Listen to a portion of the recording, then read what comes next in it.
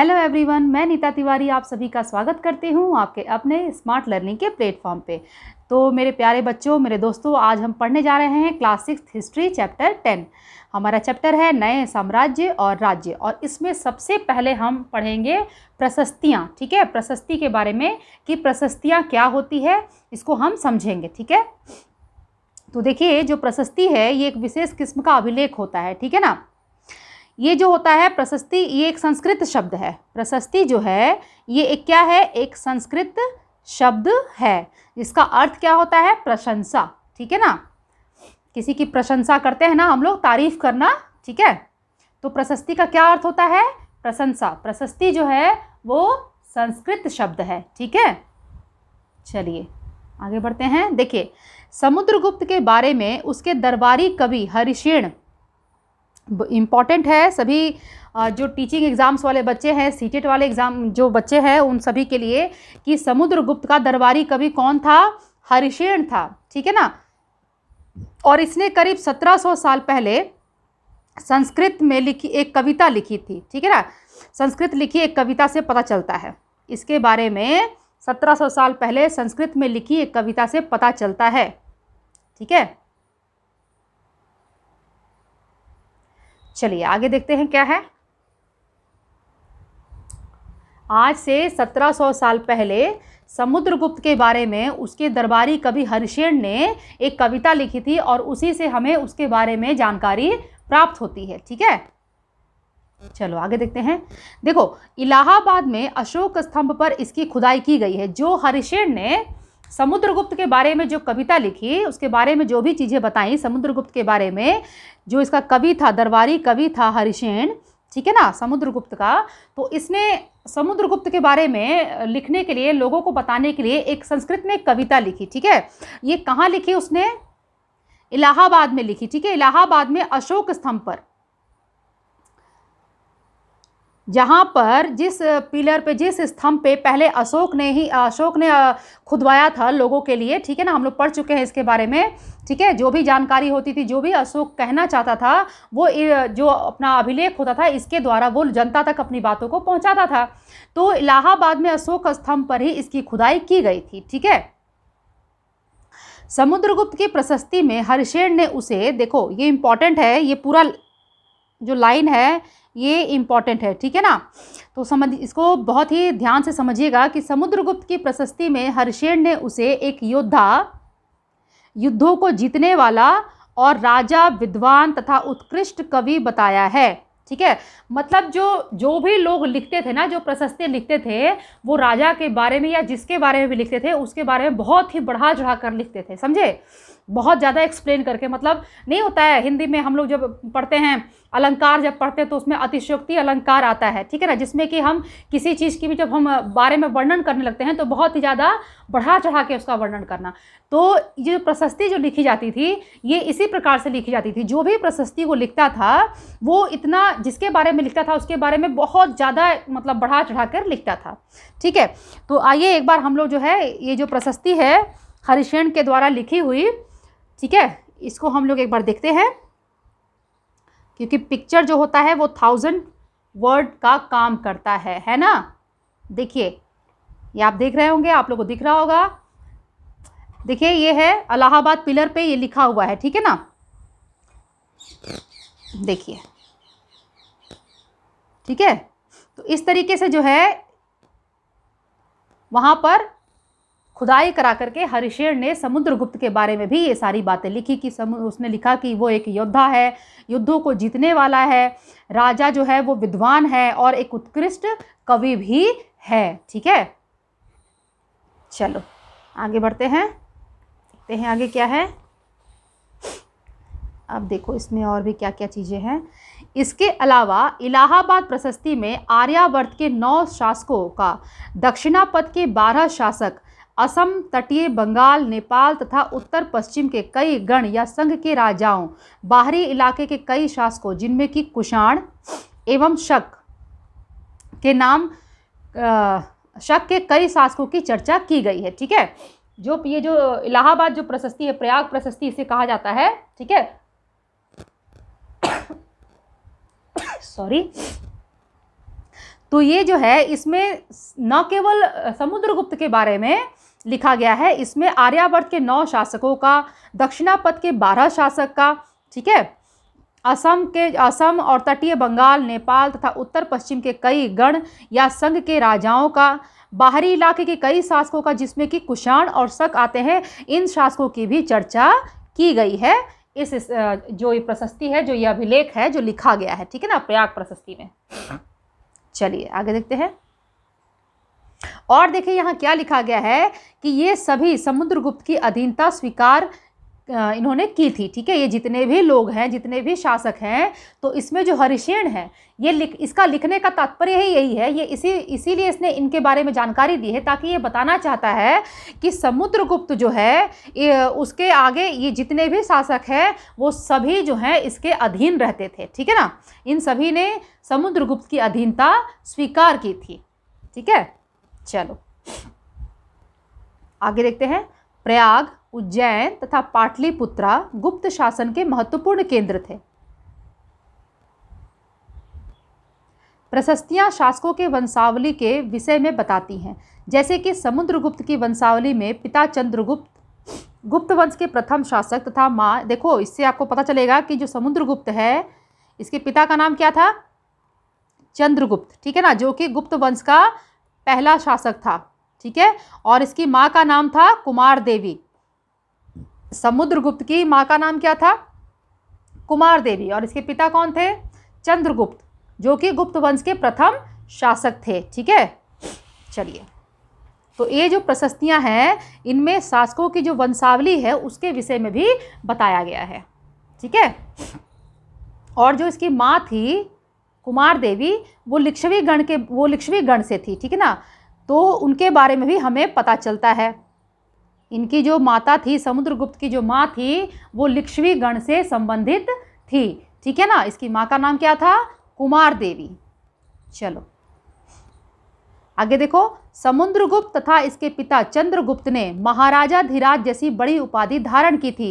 ये बहुत ही इम्पॉर्टेंट है, क्योंकि ना ये सवाल बार बार पूछा जाता है कि किस किस ने महाराजा धीराज की उपाधि धारण की थी। मैं जरा पेन का कलर चेंज कर लेती हूँ, ठीक है, मैं दूसरा पेन ले लेती हूँ। तो ये बहुत इम्पॉर्टेंट है, इसे आप लोग याद रखिएगा।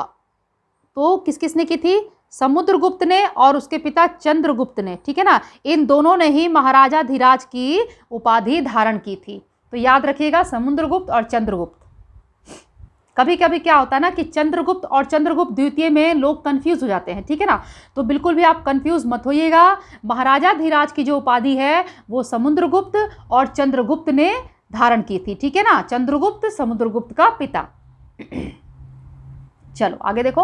समुद्रगुप्त के बेटे चंद्रगुप्त द्वितीय ने पश्चिम भारत में सैन्य अभियान में अंतिम शक शासक को पराजित किया, ठीक है, अंतिम शक शासक को पराजित किया, ठीक है।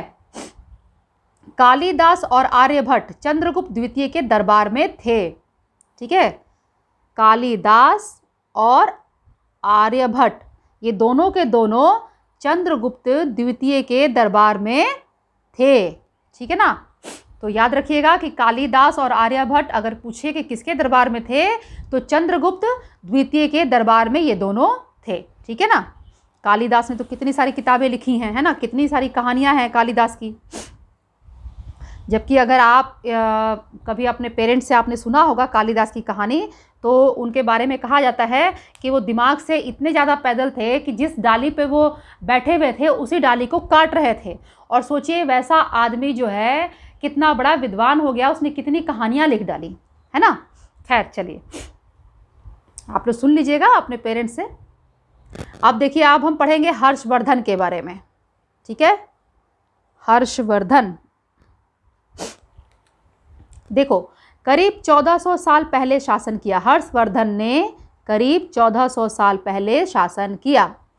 हर्षवर्धन के विषय में जानकारी हमें किससे मिलती है, हर्ष चरित्र से मिलती है, ठीक है ना, जो कि उसके दरबारी कवि वाणभट्ट ने संस्कृत में लिखी है। तो याद रखिएगा, देखिए ये सब जो बारीकी से छोटी छोटी चीज़ें हैं, लेकिन इनको आपको बहुत ही बारीकी से ध्यान देना है। जैसे कि पीछे अभी हमने पहले पढ़ा कि समुद्रगुप्त का दरबारी कवि कौन था, हरिसेन था, ठीक है ना। उसी प्रकार आपको याद रखना है कि हर्षवर्धन का दरबारी कवि कौन था? बाणभट्ट था, जिसने कि हर्ष चरित्र लिखी थी, ठीक है, संस्कृत में लिखी थी, और इससे हमें हर्षवर्धन के बारे में जानकारी प्राप्त होती है। चलो अब देखो, चीनी तीर्थयात्री वेनसांग हर्षवर्धन के दरबार में काफ़ी समय तक रहा, ठीक है ना। बहुत ही इंपॉर्टेंट है। देखिए, जितनी भी चीज़ें मैं यहाँ आपको बता रही हूँ, ये बहुत ही इंपॉर्टेंट है आपके आने वाले एग्ज़ाम के लिए। आप सभी जानते ही हैं कि हमारा सीटेट का नोटिफिकेशन आ चुका है, और आज 20 सितंबर से हम अपने फॉर्म को फिल करना शुरू कर सकते हैं, ठीक है ना। तो जो भी बच्चे सीटेट का एग्ज़ाम देना चाहते हैं, वो फटाफट बिल्कुल बिना देरी किए अपने फॉर्म को आप लोग भर दीजिए और अपने एग्ज़ाम की ज़ोर शोर से तैयारी कीजिए, ठीक है ना। तो बच्चों, इस पर बहुत ही बारीकी से आप लोग ध्यान दीजिएगा जो भी मैं बता रही हूँ क्योंकि मैंने खुद सीटेट किया हुआ है, तो मुझे पता है कि क्वेश्चंस जो हैं ये लोग कहाँ से और कैसे बनाते हैं, कैसे पूछते हैं, ठीक है। चलिए आगे बढ़ते हैं। हर्ष अपने पिता और बड़े भाई की मृत्यु के बाद थानेश्वर के राजा बने। हर्ष के बहनोई कन्नौज के शासक थे। जब बंगाल के शासक ने उन्हें मार डाला तो हर्ष ने कन्नौज को अपने अधीन कर लिया। बंगाल पर आक्रमण कर मगध तथा बंगाल को जीत लिया, ठीक है। हर्ष के बहनोई थे, वो कन्नौज के शासक थे, ठीक है। बहनोई का मतलब बहन का जो हस्बैंड होता है, ठीक है ना। तो हर्ष के जो बहनोई थे वो कन्नौज के शासक थे। क्या हुआ कि बंगाल के शासक ने इनके बहनोई को मार दिया, तो अब ये जो है ये उसका बदला लेने के लिए इन्होंने उस पर आक्रमण कर दिया और कन्नौज को अपने अधीन ले लिया। साथ ही साथ इन्होंने क्या किया, जो बंगाल है और जो मगध है, ठीक है, इनको भी अपने अधीन कर लिया, इनको भी जीत लिया, ठीक है। चलिए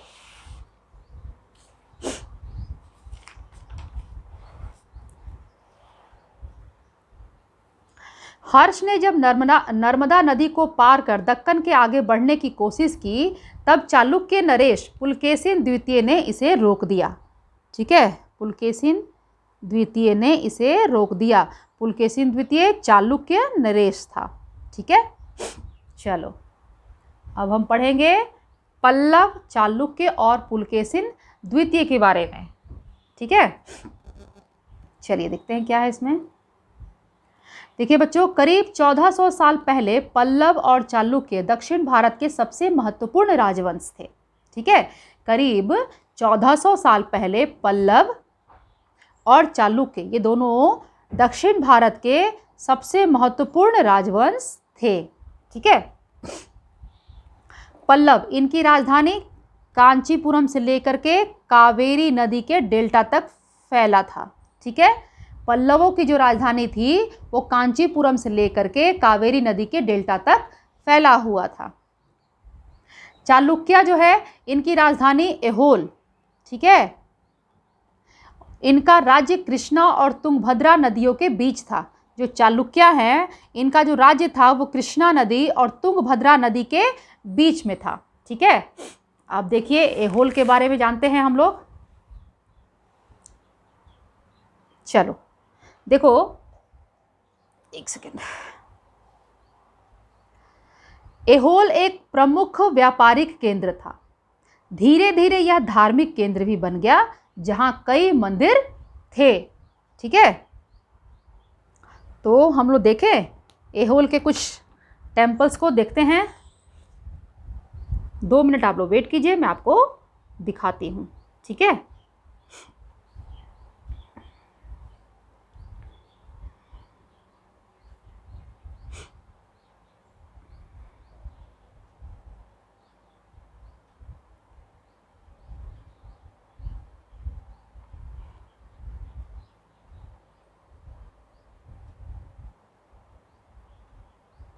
चलिए देखिए, हम लोग देखते हैं, थोड़ा थोड़ा देखते हैं, देखने से ज़्यादा समझ में आता है ना। तो देखिए ये आप देख रहे हैं ऐहोल के टेम्पल्स, ठीक है।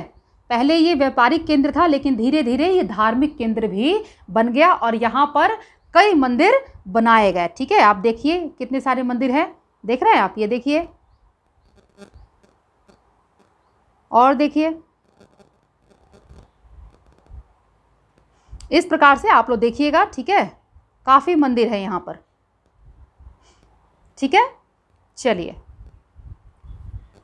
आगे बढ़ते हैं हम लोग। अब देखिए, पल्लव और चालुक्य एक दूसरे की सीमाओं का अतिक्रमण करते थे। मुख्य रूप से राजधानियों को निशाना बनाया जाता था जो समृद्ध शहर थे, ठीक है।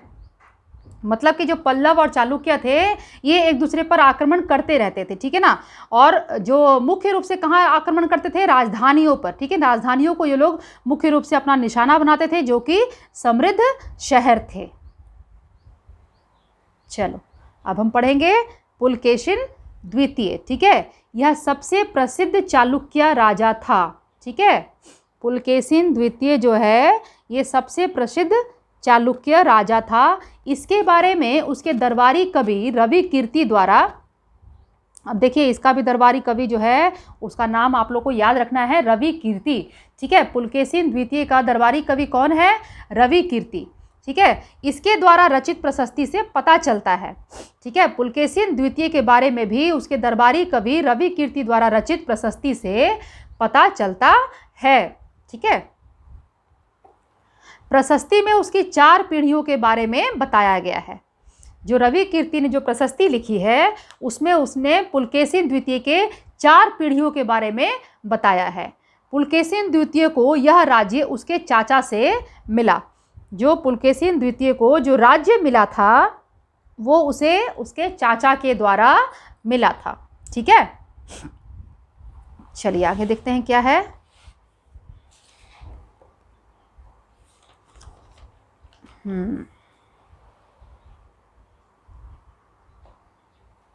देखिए रवि कीर्ति के अनुसार उन्होंने पूर्व तथा पश्चिम दोनों समुद्रीय इलाकों में अपने अभियान चलाए। इसके अतिरिक्त उन्होंने हर्ष को भी आगे बढ़ने से रोका, पल्लवों को भी पराजित किया। ये सभी बातें जो हैं ये रवि कीर्ति द्वारा लिखी जो उसकी प्रशस्ति है, ठीक है ना, उसमें ये बातें लिखी गई हैं। तो रवि कीर्ति ने लिखा है कि जो पुलकेशिन द्वितीय है उसने पूर्व तथा पश्चिम दोनों समुद्री इलाकों में अपने अभियान चलाए और इसके अलावा उसने हर्ष को भी आगे बढ़ने से रोक दिया और साथ ही साथ उसने पल्लवों को भी पराजित किया, ठीक है। अब देखो, पल्लवों और चालुक्यों को अंततः राष्ट्रकूट तथा चोल वंशों ने समाप्त कर दिया, ठीक है। किसने समाप्त किया, राष्ट्रकूट तथा चोल वंशों ने अंत में लास्ट में क्या किया, पल्लव और चालुक्य दोनों ही वंश को राष्ट्रकूट तथा चोल वंशों ने समाप्त कर दिया, ठीक है। अब आइए, अब हम इनके प्रशासन के बारे में पढ़ेंगे, एडमिनिस्ट्रेशन के बारे में पढ़ेंगे। देखिए, इन राजाओं के लिए भूमि कर सबसे महत्वपूर्ण होते थे। प्रशासन की प्राथमिक इकाई गांव होते थे, ठीक है ना। प्रशासन की प्राथमिक इकाई गांव होते थे।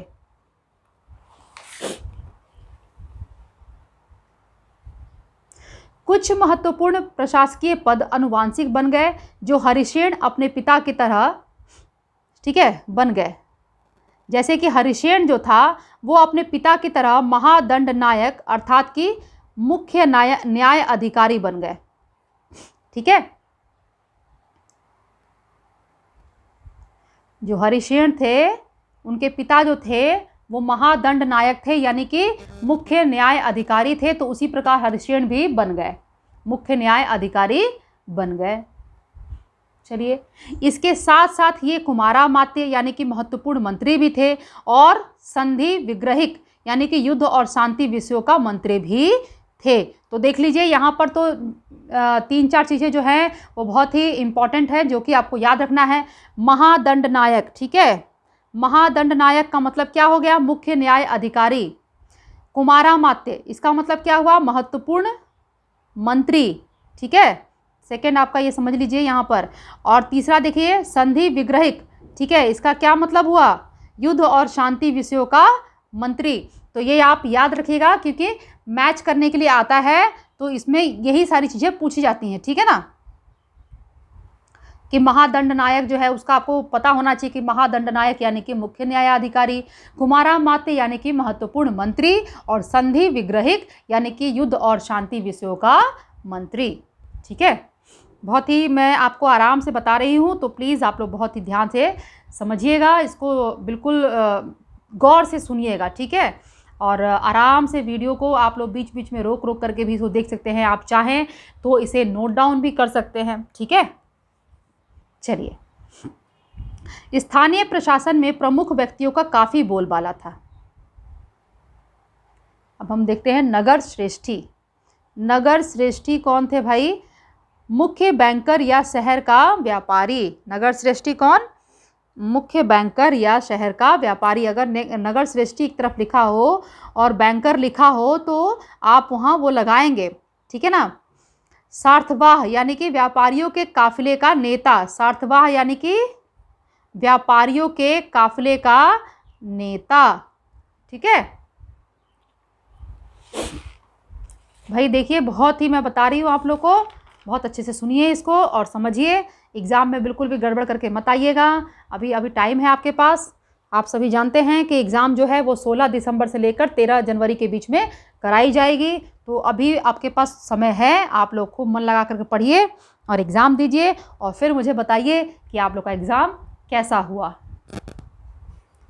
चलो आगे देखो क्या है। प्रथम कुलिक मतलब मुख्य शिल्पकार, ठीक है। प्रथम कुलिक मतलब कि मुख्य शिल्पकार। कायस्थ यानी कि लिपिकों का प्रधान। लिपिकों का प्रधान, ठीक है, कायस्थ। अब हम पढ़ते हैं सेना। इनकी जो सेना थी उसके बारे में पढ़ते हैं। देखिए, सेना जो थी वो सुसंगठित सेना रखते थे, जिसमें कि हाथी, घुड़सवार, रथ और पैदल सिपाही भी होते थे। इसके साथ साथ कुछ सेना नायक होते थे, ठीक है। हाथी भी होते थे, घुड़सवार होते थे, रथ होता था, पैदल सिपाही भी होते थे और सेना नायक भी होते थे। अब देखो, सेना नायक के बारे में पढ़ते हैं। ये राजा को सैन्य सहायता देते थे। सेना नायक जो थे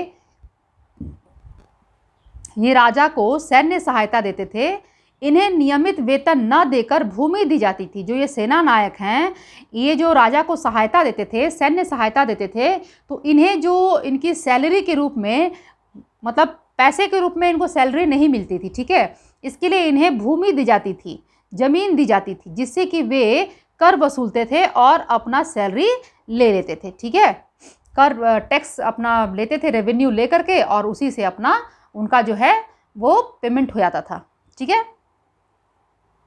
मतलब आप समझ रहे हैं ना कि इनको जो है पैसे में नहीं मिलता था इनको पेमेंट, ठीक है। नियमित वेतन न दे करके भूमि दी जाती थी।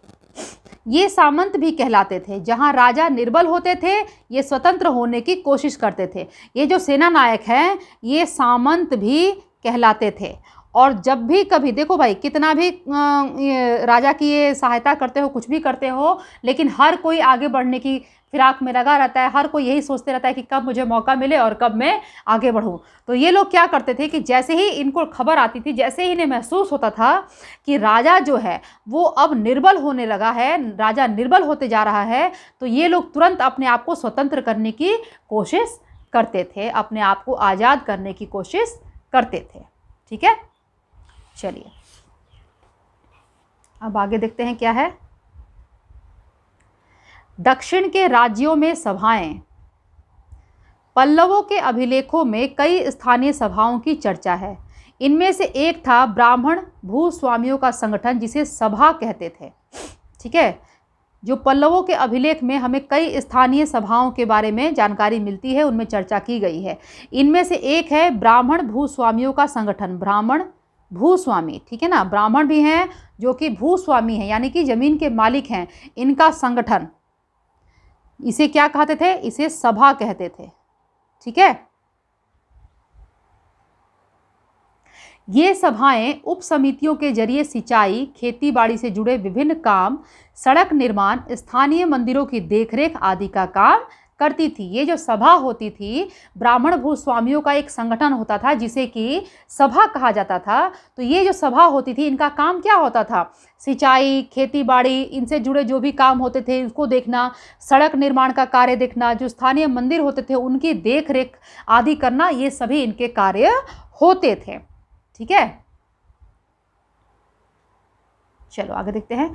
जिन इलाकों के भूस्वामी ब्राह्मण नहीं थे, वहां ऊर नामक ग्राम सभा होने की बात कही गई है। ठीक है, ध्यान दीजिएगा कि जिन इलाकों के भूस्वामी ब्राह्मण नहीं थे वहाँ उर नामक ग्राम सभा होने की बात कही गई है।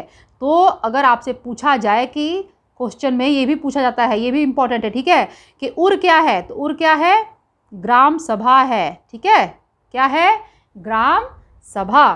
तो याद रखिएगा, ये बहुत ही इम्पोर्टेंट है। ठीक है, नगरम क्या है, व्यापारियों के एक समूह का नाम था। नगरम व्यापारियों के समूह का नाम। और बिल्कुल मैं बता रही हूँ, आप लोग देखिएगा, एग्जाम देके आइएगा तो आप लोग मुझे बताइएगा कि इसी प्रकार से जो है आपके सारे क्वेश्चन पूछे जाएंगे, क्योंकि एनसीईआरटी से बाहर कुछ पूछा ही नहीं जाता है।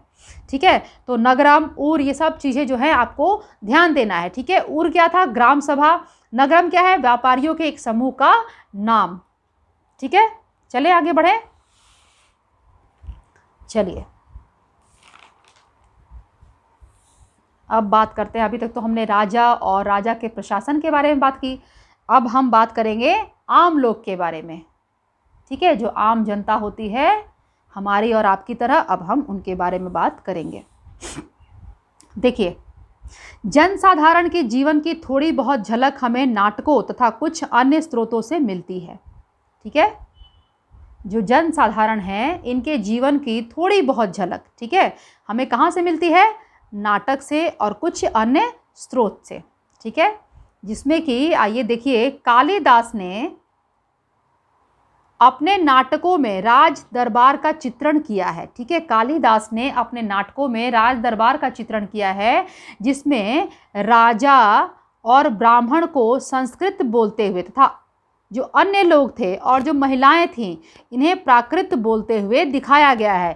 तो इससे पता चलता है कि उस समय के समाज में जो राजा होते थे और जो ब्राह्मण होते थे संस्कृत केवल वही बोलते थे। ठीक है ना, बाकी जो लोग होते थे और जो महिलाएं होती थीं उन्हें संस्कृत बोलने का अधिकार नहीं था। वे लोग कौन सी भाषा बोलते थे, प्राकृत बोलते थे। ठीक है, तो इससे हमें क्या उसके उस समय के समाज के बारे में पता चलता है, किस प्रकार से समाज जो है वो जटिल था।